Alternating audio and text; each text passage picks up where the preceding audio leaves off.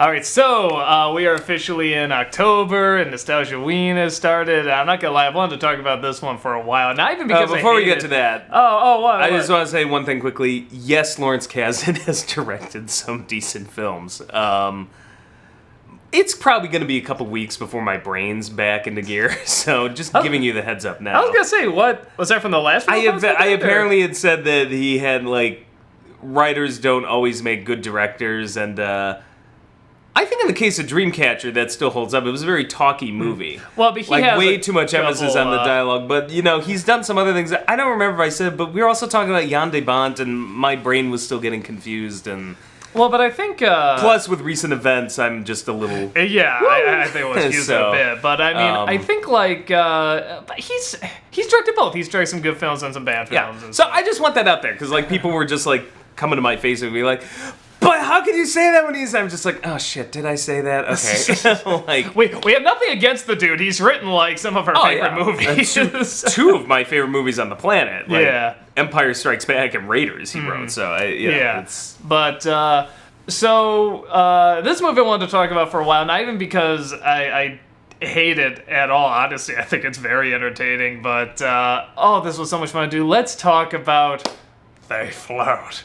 They all float. I want to give a little history on this.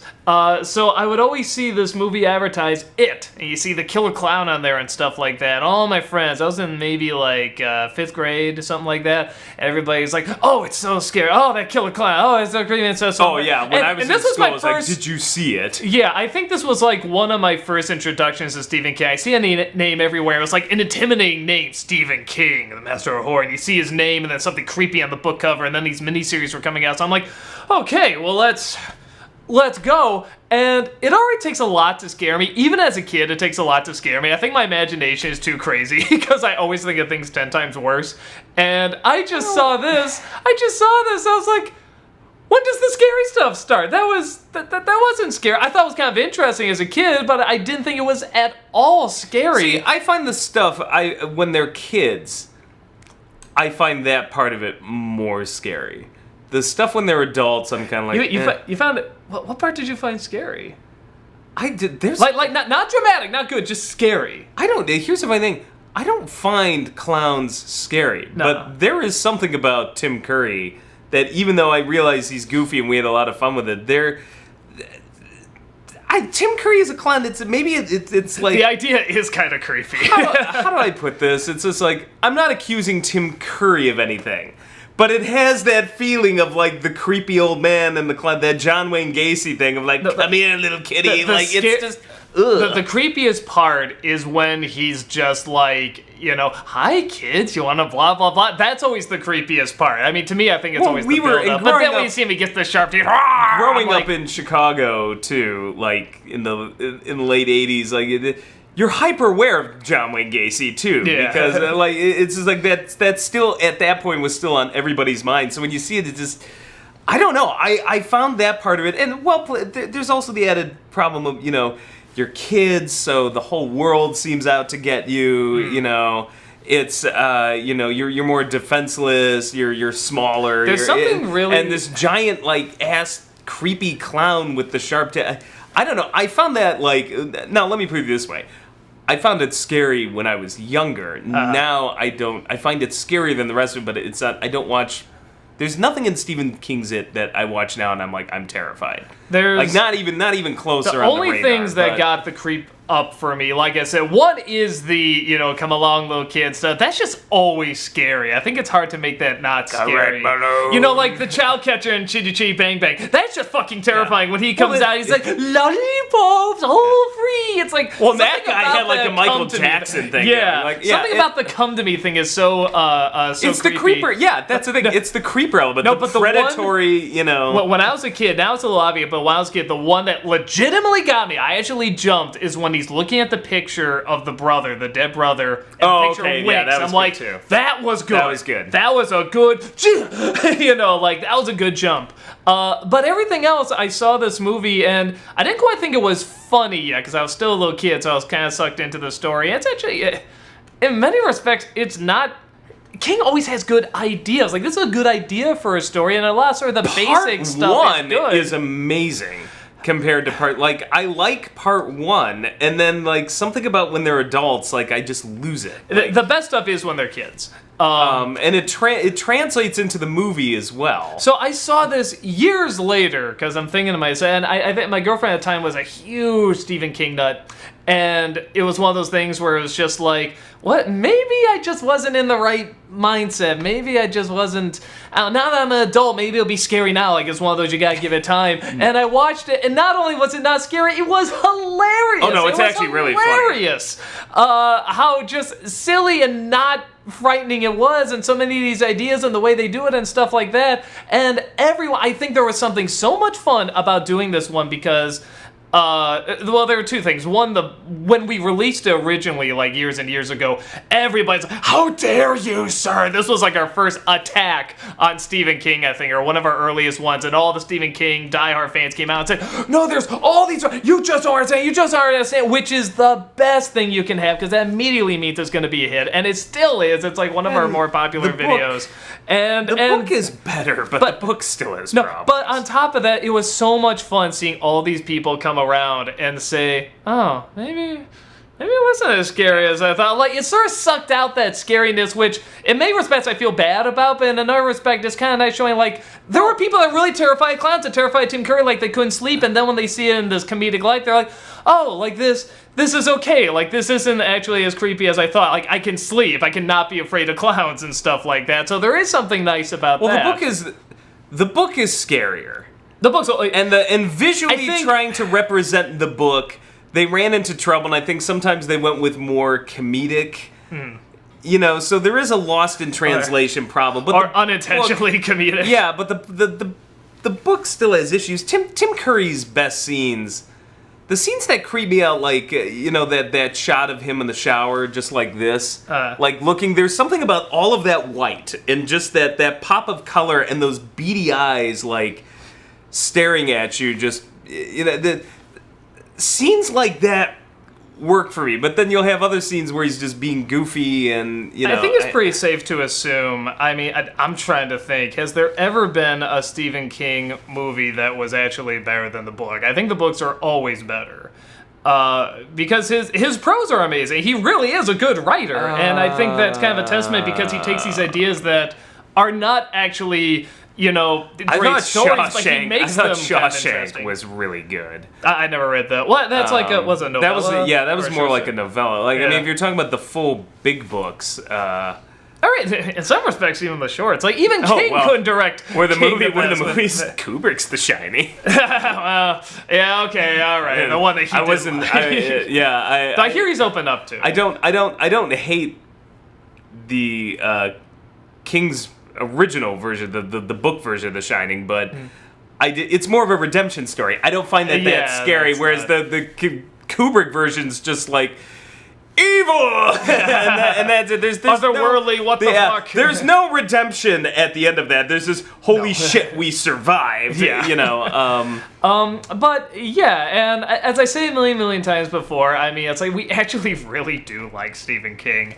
especially as a person. I never met him, but I think everybody feels like they've met him. He just seems like one of those really cool, fucking brilliant goofy, guys, personable, slightly off, like kind of guys. But like off in the cool way. Weird, like, that cool weird friend you always want to have, like. Yeah, like and he just has a kind of like this no nonsense thing about him, but not in a you're an asshole kind of way. Like, he seems legitimately and as cool. I've always said, he's an amazing writer amazingly proficient. I mean, how many he has? Yeah, 1,230 books, I think. Something like that. Yeah, it's like you could fill the Titanic with him.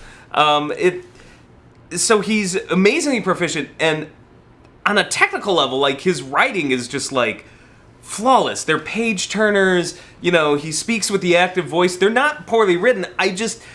The plots just aren't my thing. Yeah. Like, that's really what it comes down to. And it translates kind of into the movies as well, where I'm like, oh, here's some good ideas, but in the end, it's just like, I know a lot of times monsters and things don't scare me. You know, when everybody was reading R.L. Stine in 5th grade, I was reading King, And it was a weird feeling because I liked them, but I also kind of, I couldn't do R.L. Stine at all. Like, every, like, the first 2 pages, I'm like, shit. No disrespect. I just really don't get into it at all.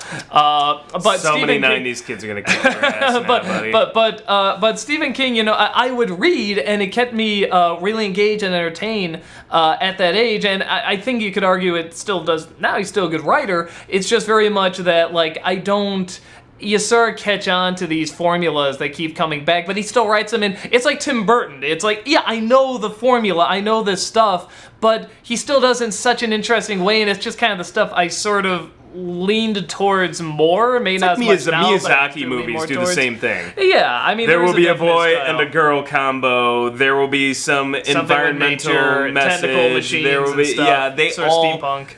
They all have that similar Miyazaki style, that look about them. But there is something, I think, to me, though, because, like I said, when I was a kid, it was a good introduction to kind of, like, you know, scary reading and stuff like that. But as an adult, I think there is, maybe because I know he's a good writer, that when I see the stuff repeated over and over and over, I'm like, you don't lazy need tropes to. I don't like. Yeah, you know what it feels like, in my opinion? The funny thing is, like, it's a lot of the commentary after a while that I'm like, really, like, we're going down the same comment. I don't even you mind hate that. Christianity. God. I get it. You don't like crazy organized rednecks, religion. alcohol. Yeah, you know, yeah. you're hypocritical religious types. But I just get sick of the same commentary because that's my problem is some of the tropes I don't mind. We make fun of him. It's like, okay, it's set in Maine. He fucking lives in Maine. That'd be like if, hey, all of our stuff's set in Chicago. Yeah, that's a trope. yeah. Like, you know, we make fun of it, but it's like, that's a legit reason. I don't mind the psychic kids. I'm like, okay, like, haha, this is a Stephen King trope. But it's when I see the same commentary again and again, it's like, oh my god, can we have a different theme? Yeah. Just a different theme. Well, like, you know, the mist drove me nuts. Okay, that crazy lady in there, like, I'm just like, oh, Jesus Christ, just kill her now. For example, okay, again, going back to Burton, it's like, it's always going to be about the outsider. We got it. But one outsider could be Batman, another could be Ed Wood. Those are two very different people where it's like, okay, Stephen King's always going to have bullies. There is no difference between, like, 80 of these bullies that he throws in there, you know, or the religious nuts, you know, or sort of these jerky redneck characters. And I think that's sort of what gets to me, is that there's not enough variety in them. Even though when he writes them, I feel like they almost kind of come across that way. And I think, in a sense, that's sort of what the movies really do a disservice to, is because I think it kind of moves the curtain and says, hey, here's these tropes you're seeing over and over that are very well disguised in the books, but they are these tropes.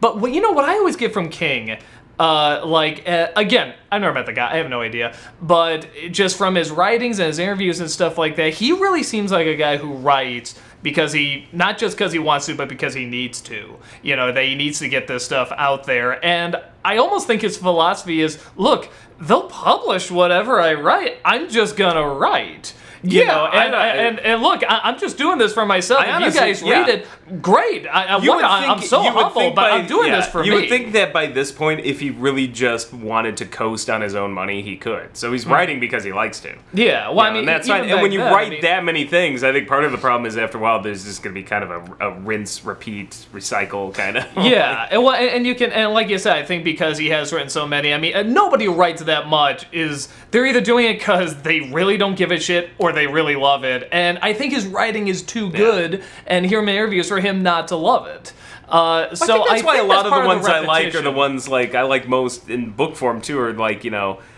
your Shawshank or like Dolores Claiborne. A lot of the ones that aren't obvious. Game. I like the ones that aren't supernatural. Yeah, that aren't supernatural. That's the weird thing. I think like the supernatural ones, because maybe they don't scare me that much, I feel come off to me personally as the weaker ones, the ones I'm like not as interested in. But I will say this, what he does do really, really well is settings. Because whenever I think of like cool settings in a horror story, I immediately the Overlook Hotel.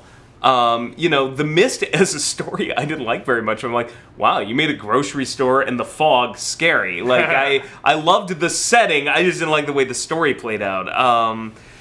You know, there's always... I'm trying to think, what was the other one just off the... Dreamcatcher, that cabin in the woods. A lot of people didn't care. You know what?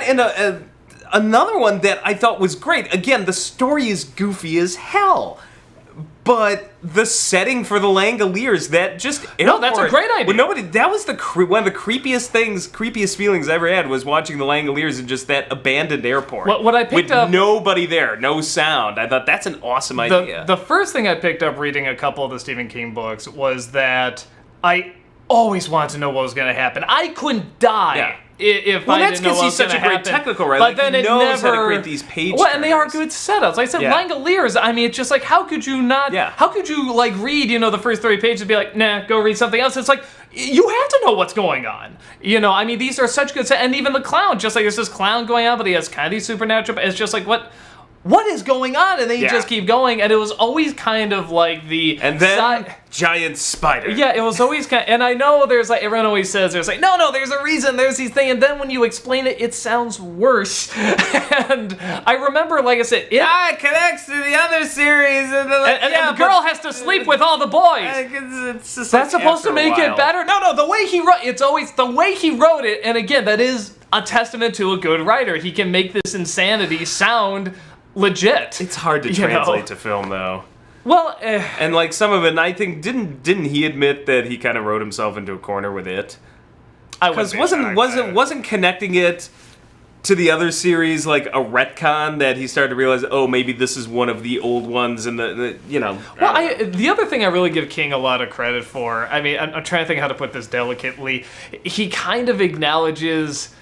He's like, look, if you want really great writers, go read the really great writers. I'm flattered, but go read the really great writers. He kind of knows he's not. Look, I enjoy what I do. Yeah, I'm an entertainer. I write these thrillers and great book, but it's like, and I know I'm talented, but I am not. You're calling me a great writer. No, I'm not, and I'm not even saying that's a humble thing. I know I'm not compared to like these great books of literature and these great stories.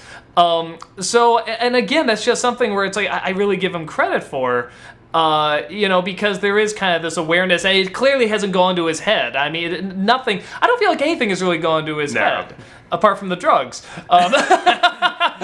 Which, again, sir, considering his writing, it was kind of fun when he was on drugs.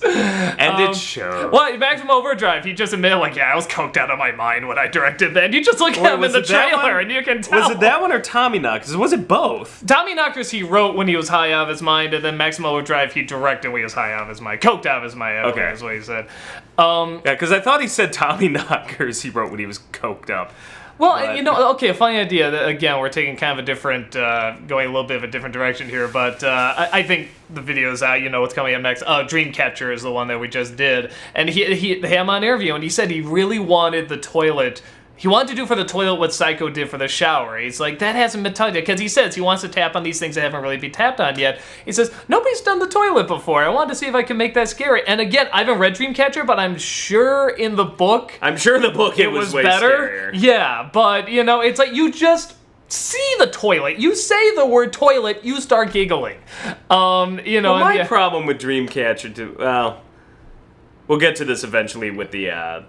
real thoughts probably for that, but my one problem, I'll jump ahead of the game and say, is that great idea, but it's a smooth eel. I get it as a mouth and teeth on the inside, but I just was like, if that thing had spikes and it came out your ass, I would be sitting there going, oh! I don't know. I was just having. I'm like, they could have made it way scarier looking on the outside. And, but we're talking about it here. So I think the big stuff. Like I said, the stuff with the kids is the best, even though there's still a lot of silly moments. And when they get to adults, it's kind of maybe because they're kids, we allow a little bit more of kind of the overacting or a bit. But honestly, I thought the child actors were pretty good. Yeah, I don't know if it's because it was comparison to the adult actors, but they seemed a lot better. But even scenes like, remember the mental... I just realized, I was like, they're children first, and then they're adults, and they're a little goofier. The story doesn't work as well. Whereas I'm like, Dreamcatcher. We just saw this recycle again. Even Dreamcatcher, I'd argue it's even sillier when they're kids. Maybe the writing's not particularly good. But even like in the mental institution, I mean, the scene where it's just, I just show people, everyone's like, oh, it is so scary. I'm like, let me show you this clip from your scary film. And it would just be like... Such a dick. No, I know, but no, the one... scary movie. No, because people were like, oh, I just couldn't sleep. I was so and then it's like when they see this scene, it's the scene where like I think Tim Curry turns into the dog and attacks the guy, and it just everyone forgets about that scene. They watch it and they just go, oh. And then they'll sort of look at every. It's kind of like from there on they'll look at every, and then of course they'll show the spider. They're like, huh. Acting like, so over the top when she discovers her husband slit his wrists in the bathtub. It just. Well, and on the version we had, they cut the best part because she goes like that, and then it cuts to whatever, just spelled it again. It just hear Tim Curry going, and then that was so great. But the adult stuff I thought was definitely the weakest. Well, even like that setup of him like being dead and spelled out it with his blood, and the wife or mother, whatever it was, coming in discovering it. Just what a terrifying great thought. idea. Again, reading that's so scary when you see Made it like it's not unscary though by her reaction. I don't know, and just sort of the music and the chun chun, those little things. I'm like, just how much more terrifying would that be if it was just like she walks in and it's just quiet. It's just so But the funny quiet. thing is, not scary as it is now, what does make it is the thing that's not scary, and that's Tim Curry. Yeah, no, Like he's so much fun. So makes that He'd be a great clown. In real life, I'm not probably not supposed to think that, but I'm just like, I want him at my party.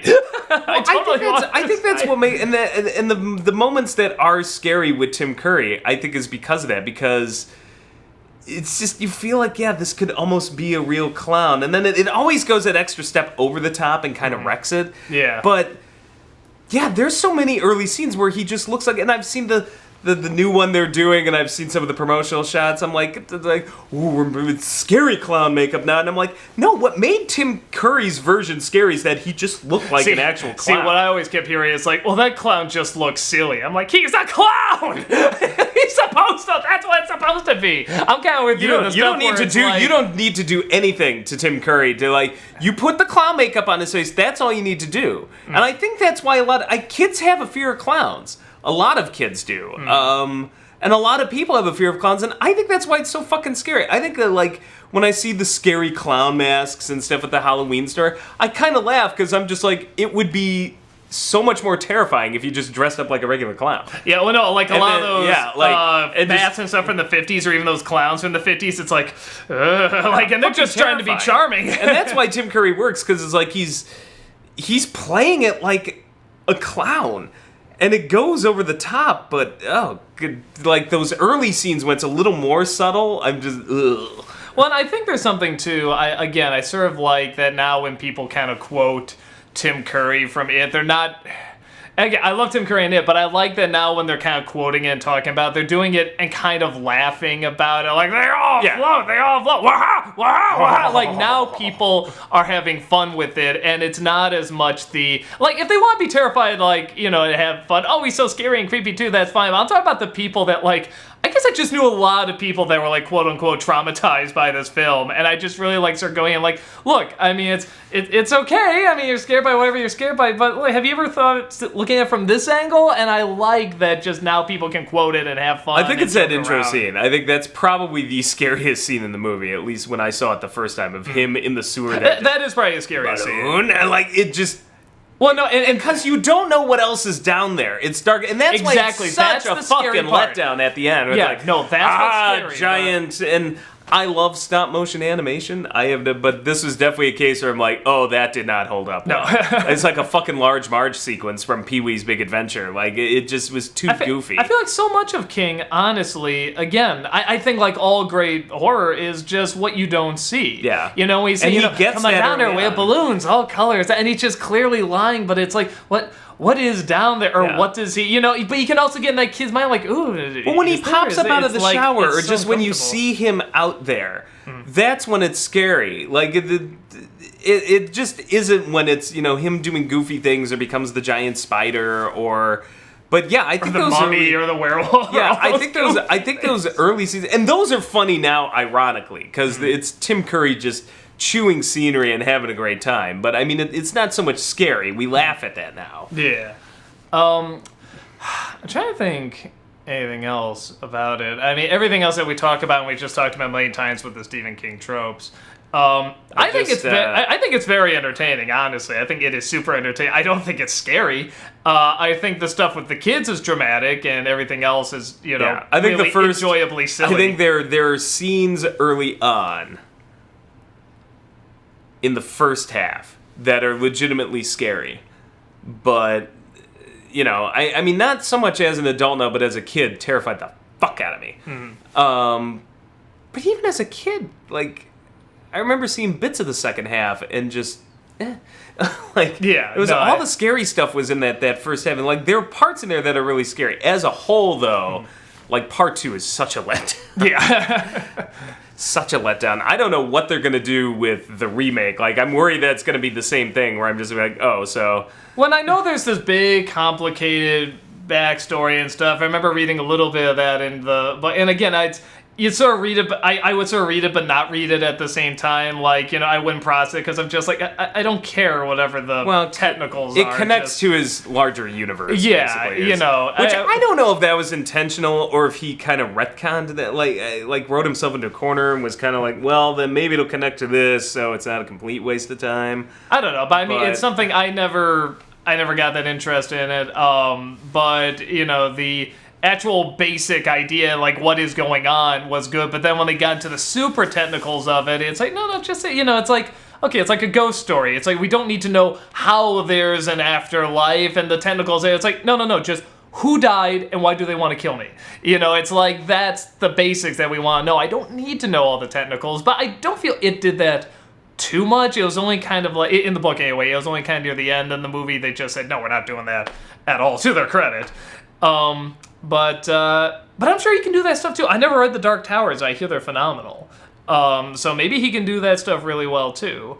And they're making the movies now too, aren't they? Yeah, so that will be the big experiment. Yeah, because that is like just pure Stephen King technical world story. It's kind of like his Lord of the Rings kind of thing. Right? Yeah, and I'm both really intrigued and kind of terrified because they are good, and I'm just like, we've seen how much of King has been destroyed in the movie making process. Oftentimes hilariously so. I mean, a lot of times they're still entertaining. Yeah. But I'm like, this is one that I don't want to see destroyed. Like, I think King put his heart, like, it's one that I think that they're really solid. And, oh, God. Yeah, I just... fingers crossed. It sounds like there's good people attached, so we'll see what happens with that. But, yeah, a funny movie, not especially scary, and had some dramatic moments, but mostly just kind of silly. And if you like it, great. If you're still terrified by it, be terrified of it, bring it out. It's got killer clowns in it. How can you not? Like, when people are just like, oh, it scared me, I'm like, oh, I get that. Not the second half doesn't scare me much, but the first half, I'm just like, oh, if you have a fear of clowns, that fucking movie will... yeah, that's... I guess I sort of thought there'd be more like subtlety. People who have a fear of clowns are also afraid of killer clowns from outer space. Yeah, exactly. So is that really scary? Kind of depends. I don't know. Maybe I did have a fear of clowns because when I was like 5 years old, that movie scared me. So what? It or Killer Clowns? Killer Clowns. I was gonna say I don't think it wasn't that when we were. I just didn't want to be encased in cotton candy. All right. So cool. That's about it. We'll see you guys later. Enjoy Nostalgia Ween. Bye. Waha! Waha! Waha! Waha! Waha! Waha! That looks so wrong. Feels so right. Ugh.